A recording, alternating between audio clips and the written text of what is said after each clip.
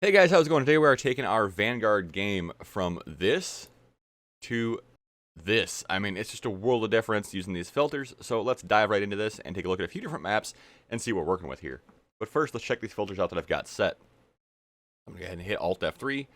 We're going to start with color. Now, color is probably the more important one of the group.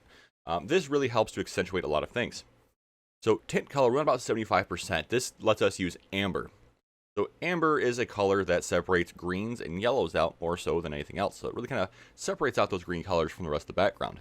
So that's your big advantage there. Now the tint intensity, that's kind of depending on you and your monitor. Typically mine runs at about 18 to 20%. On my last monitor, I had to have it up to about 30% because of the cooling of that monitor itself, how it worked. So mess with that a little bit and you'll figure that out. Temperature, try to keep this around 0 as we don't want to influence the color of the map too much, unless we're using it through our tint color. Vibrance is a massive difference. So, so if we go down to the 0 vibrance, look at the right-hand side at that parachute that's on the roof. The colors really pop and the lights pop all the way around the map. Details is the next one we really want to take a focus at. So sharpen is important. Sharpen, you can kind of bump that down to between 50% and 90%. Sometimes I like it around 75, depending on what map I'm playing. Now, clarity. Clarity is what gives the details in the structure. So if you look at the actual roof itself and the chimney stack, you notice that as I move this back and forth, the texture of that looks deeper and more rich as I move that. HDR toning, what this is going to do is kind of change the lighting in general. You notice that it kind of changes the dynamic lighting a little bit here and there.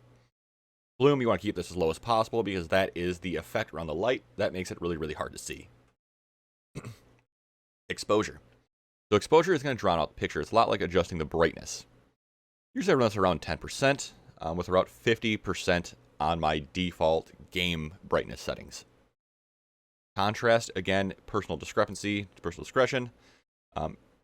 Personally, I like this to be about 30%. I find that to be the best for me in my monitor setup. Highlights, this will do the lights around the map. So you notice I turn that down, the lighting changes just a hair, and the map gets darker.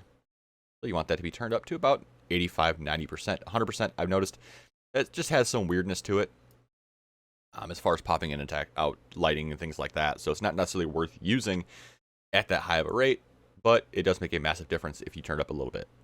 Shadows. As I turn this up, the map itself just gets darker, and it gets way too drawn out. So we're going to sit around 25 or 30% is kind of our usual go-to here. Gamma is just brightness, basically, as well. And it kind of just drowns out the image. I usually leave this around 0%. So let's take a look at more comparisons at a few different maps and get kind of a whole idea of what this looks like. But again, we're going from that to that. So let's look at a few more maps.